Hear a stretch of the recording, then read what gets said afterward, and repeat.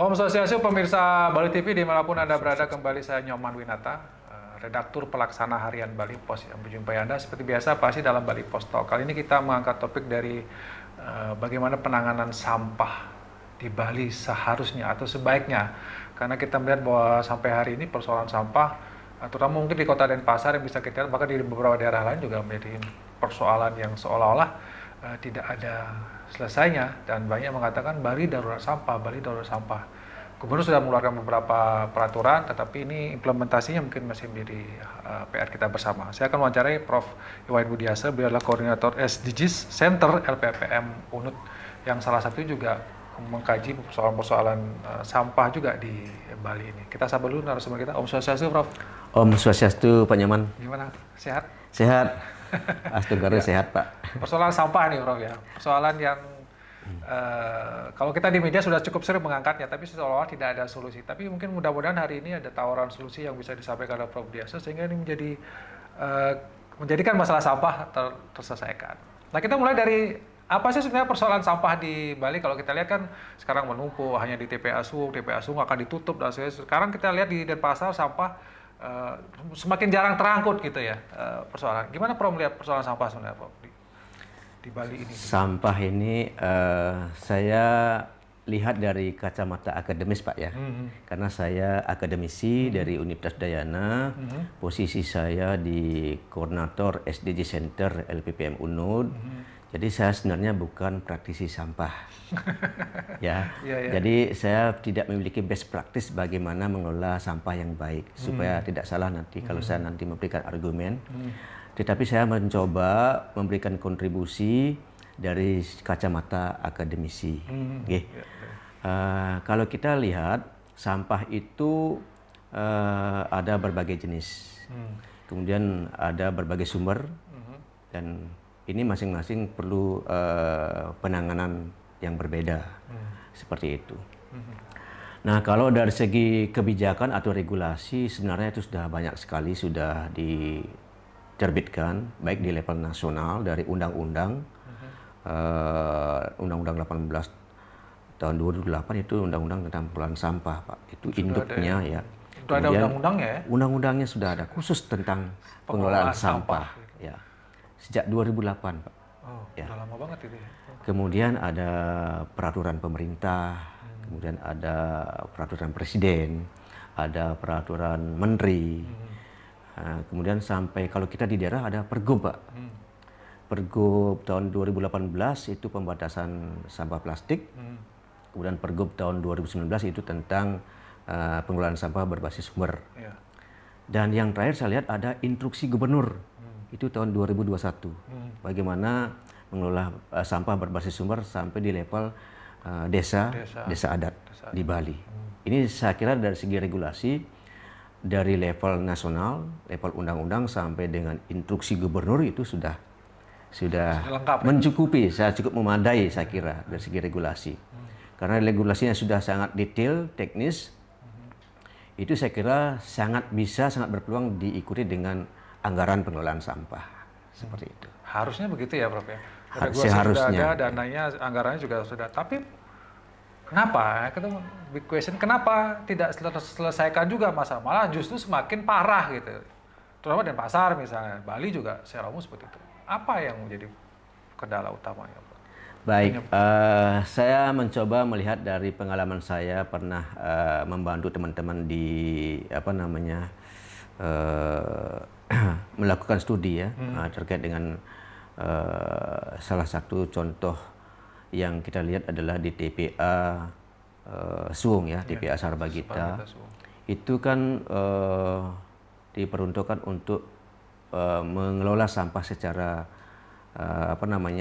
tersentral dari 4 kabupaten kota saat itu yang disebut dengan Sarbagita. Denpasar, Badung, Gianyar, dan Tabanan. Seingat saya pada tahun 2017 saja saya pernah datang ke tempat pengelolaan TPA Suung itu ada sekitar 380 sampai 400 kendaraan yang masuk TPA. Tiap hari? Setiap hari. Itu kalau kita ukur meter kubiknya itu bisa 3.500 sampai 4.500 meter kubik setiap hari. Kalau di tonnase itu sekitar 1.200 sampai 1.500 ton setiap hari. Nah, ini volume sampah. Nah, masalahnya sampah yang masuk di sana itu sampah yang masih tercampur, Pak. Ya, masih tercampur. Padahal di TPA Suweng ini kan dirancang sedemikian rupa, memanfaatkan lahan Kementerian Kehutanan pada saat itu yang luasnya 32,46 hektar. Itu seingat saya ada SK bersama di 4 kabupaten kota ini untuk membentuk Badan Pengelola Sampah Sarbagita. Ya, itu tahun 2001 dibentuknya badan itu, dan karena sudah ada institusi yang akan mengelola sampah secara bersama berdasarkan SK bersama 4 kabupaten kota, maka pada tahun 2004 ada keputusan Menteri Kehutanan untuk memberikan luasan 10 hektar kepada lembaga yang mengelola sampah ini dengan kontrak selama 20 tahun. Seperti itu. Nah, kalau kita lihat periode waktunya 20 tahun itu 2004 sampai 2024 itu kontraknya selesai. 2004. Ya, kemudian tahun 2011 ada tambahan kontrak lagi memanfaatkan sisanya. Yang dari 32,46 hektar ini kan 10 hektar sudah dimanfaatkan oleh institusi pengelola sampah berdasarkan SK bersama itu. Sisanya yang 22,46 hektar ini karena Provinsi Bali mendapatkan hibah pengelolaan sampah itu dialamatkan kepada Dinas Pekerjaan Umum. Kemudian Dinas Pekerjaan Umum Provinsi Bali ini membentuk unit UPT pengelolaan sampah, memanfaatkan lahan 22,46 hektar ini. Itu dengan kontrak selama 10 tahun, 2011 sampai 2021. Seperti itu. Nah, tadi saya sempat menyampaikan bahwa volume sampah di sana luar biasa. Kurang lebih 1.200 sampai 1.500 ton per hari. Dan saya sampaikan tadi sampah itu masih tercampur. Dan seingat saya ketika saya masuk TPA saat itu, di dalamnya ada pekerja yang bisa mengais rezeki dari TPA Suweng. Itu ada 500-an pemulung, Pak. 500 pemulung ya? Iya, yang dikelola atau dikoordinasikan oleh 12 juragan. Juragan yang urus sampah gitu ya? Pemulung-pemulung itu ya? Pemulung, ada mulung plastik, ada mulung pakaian bekas dan sebagainya, ya panci dan sebagainya, itu semua itu di besi-besian kaca dan sebagainya, semua itu bisa jadi duit dikumpulkan gitu ya? Jadi duit. Jadi duit. Dan dijual kepada juragannya masing-masing. Kemudian saya lihat juga di sana berkeliaran, Pak, dilepas ada 500-an ekor sapi. Ya, luar biasa. Saya lihat sapi di sana makan sampah, bekas-bekas sisa-sisa makanan, limbah-limbah produksi pertanian, limbah restoran, limbah hotel, limbah dapur, itu yang memungkinkan dimakan oleh ternak sapi itu dimakan. Seperti itu. Kemudian ada juga limbah organik, Pak, yang berpotensi menjadi pakan ternak. Nah, ini juga dikumpulkan oleh pemulung, dijual kepada peternak di sekitar TPA. Jadi ada peternakan babi di sana, di sekitar. Ya. Berarti sebenarnya di sana ada banyak peluang-peluang bisnis yang selama ini dikelola. Tapi persoalan sampah yang kita lihat sekarang ini karena sampah tercampur, jadi hanya menumpuk saja gitu ya di TPA Suweng, sehingga tempat TPA Suweng menjadi contoh bahwa ada banyak tempat TPA di seluruh Bali, mungkin tidak hanya TPA Suweng saja, yang kemudian lama-lama penuh gitu ya, Prof ya? Betul sekali. Tidak bisa mengelola sampah karena dia tercampur. Berarti persoalannya sebenarnya sampah ini karena tercampur ini ya, yang di Bali ini menjadi problem yang sampah menjadi sulit dipecahkan gitu ya, Prof? Betul sekali, Pak Nyoman. Terkait dengan sampah yang belum terpilah, artinya masih tercampur, dibawa dari rumah atau dari sumbernya. Sumber sampah kan bisa rumah tangga, bisa kantor, bisa industri, kemudian tempat publik, ya seperti itu. Itu semuanya berpotensi menghasilkan sampah. Nah, sampah dari sumber itu terkumpul di tempat-tempat produksi sampahnya, kemudian diangkut oleh petugas sampah ke TPA. Nah, ini sebenarnya memindahkan masalah, Pak, dari sumbernya ke tempat penampungan sampah, tempat kalau TPA itu kan harusnya tempat pemrosesan sampah. Ya, Tapi selama ini hanya di tempat ditaruh gitu aja. Jadi gitu. tempat penampungan saja. Sehingga Sebab menumpuk. dari hasil wawancara saya dulu dengan petugas di TPA Suweng, lahan 1 hektar. Di sana kan 32,46 hektar dengan dikelola oleh 2 institusi yang berbeda, ya, dari berdasarkan SK bersama 4 kabupaten kota, kemudian oleh PU. Nah, itu setiap hektarnya sampah itu bisa numpuk sampai 3 meter Pak setiap bulannya. Setiap bulan. Ya, kita bisa bayangkan untuk 1 hektar 2 bulan saja sudah 6 meter Pak. Kalau 1 tahun berapa itu Pak? Tumpukannya kalau kita numpuk, 26 meter. kalau kita tujuannya hanya numpuk sampah di sana. Bahkan di sana disebut ada bukit sampah sebenarnya, bahkan gunung sampah gitu ya, Prof. Pernah disampaikan tinggi sampah di sana gunungannya untuk luasan 32,46 hektar itu pernah mencapai 18 meter Pak. Sehingga sebelum ada kegiatan internasional di Bali itu kan dilakukan reklamasi. Ya, jadi 22,46 hektar itu sudah direklamasi karena stop sudah kontraknya 2021, akhirnya ditutup. Nah, seperti itu. Berarti hanya tapi kalau misalnya gitu berarti solusi yang paling cepat atau paling katakanlah strategis untuk dilakukan untuk pengelolaan sampah di Bali dan pasar khususnya berarti memang harus pemilahan sampah ya, Prof. Ya, mengikuti Pergub. Kalau yang di lokal itu Pergub yang pengelolaan sampah berbasis sumber. Pergub tahun 2019. Tapi kan setiap persoalan sekarang adalah kan masih sulit masyarakat memilah sampah. Nah, Prof mungkin punya ide gimana caranya supaya masyarakat mau memilah sampahnya ini. Reward dan punishment gitu kan paling penting, Prof. Ya. Tapi gimana caranya kalau Prof? Baik, terkait dengan pengelolaan sampah berbasis sumber. Kita sebelumnya kan sangat enjoy kalau sampah rumah tangga yang kita hasilkan itu ada yang ngambil. Meskipun kita harus bayar.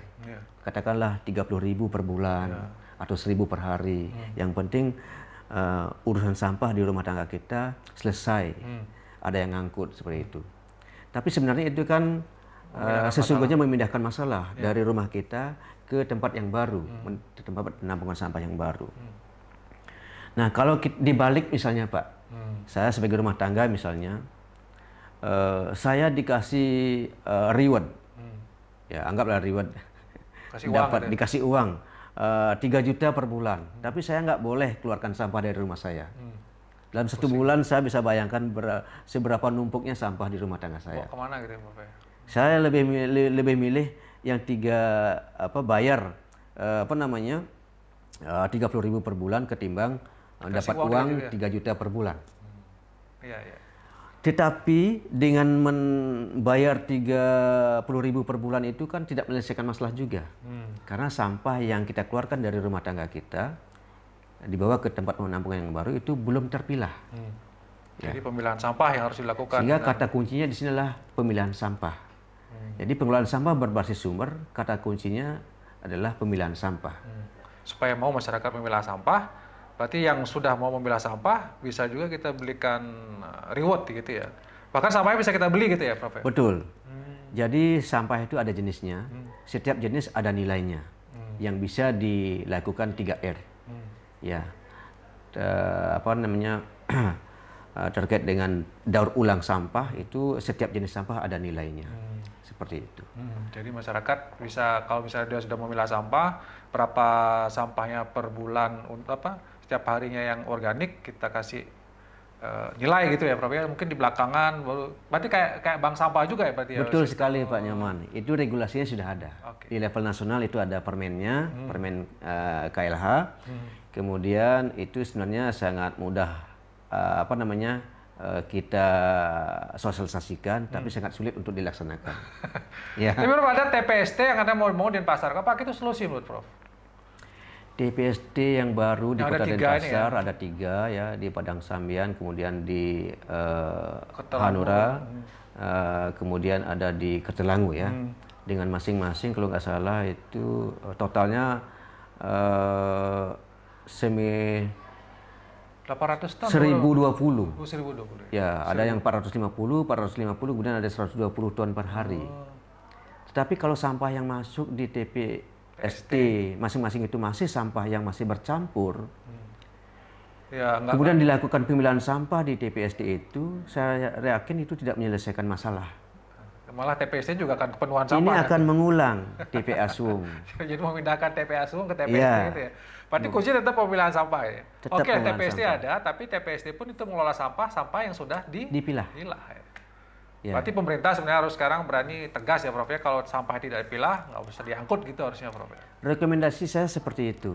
Ya, jadi disosialisasikan terus-menerus kepada setiap rumah tangga, kemudian di level kepala lingkungan di masing-masing desa, kelurahan, kemudian di level desa, kemudian apalagi sekarang ini kan ada SDGs desa. SDGs, ada SDGs desa, salah satu aksinya itu lewat rencana aksi, kemudian aksinya, kemudian juga ada anggarannya, itu salah satunya mestinya ada aksi dan pembiayaan terkait dengan sampah. Oke, jadi sampah harus berani dibiayai juga oleh PBN PBD ya, supaya bisa. Oke, karena waktu Prof 15 menit sudah habis. Prof bisa mempertegas lagi sebagai closing statement kepada pemirsa Bali TV. Bagaimana kita harus menangani sampah, pemilahan sampah itu yang menjadi penting. Dan bagaimana harusnya pemilahan sampah dilakukan? Silakan Prof. Baik, terkait dengan pengelolaan sampah, sebenarnya sampah ini menjadi isu global, isu nasional dan juga isu lokal yang harus kita selesaikan. Terlebih-lebih dengan kewajiban kita atau komitmen kita, baik secara nasional maupun secara daerah, itu kita berkomitmen untuk mencapai SDGs.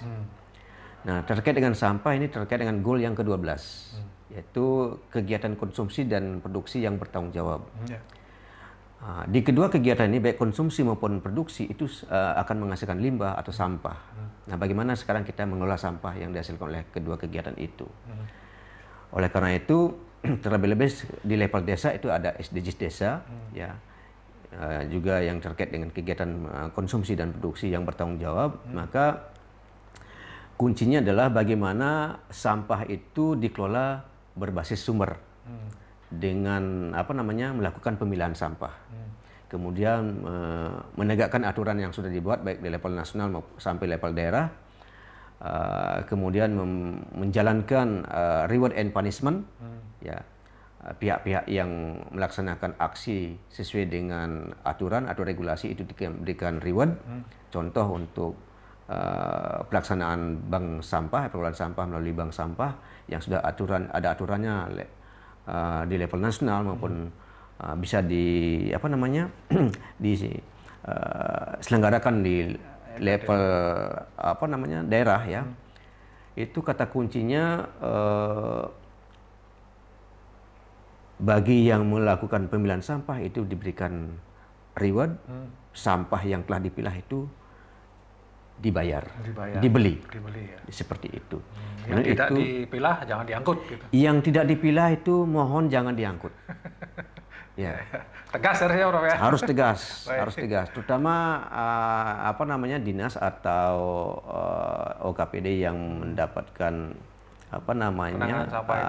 tupoksi untuk penanganan sampah dan itu melaksanakan aturan yang tegas sehingga kita semua mendapatkan pembelajaran, penyadaran melalui sosialisasi, kemudian menegakkan aturan secara tegas itu membuat kita sadar nantinya.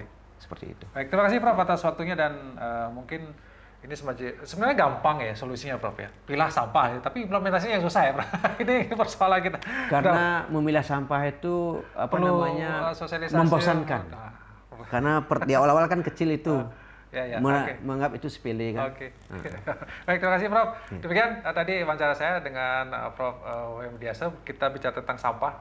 Ini mudah-mudahan menjadi perhatian kita bersama. Pemilahan sampah betul-betul menjadi perhatian concern kita bersama sehingga ini, karena kalau tanpa itu nonsen kita bicara masalah ini bisa terselesaikan. Demikian Bali Post Talk ini saya ucapkan terima kasih atas perhatiannya. Saya tutup dengan promo Santi. Om Santi. Terima kasih, sampai jumpa.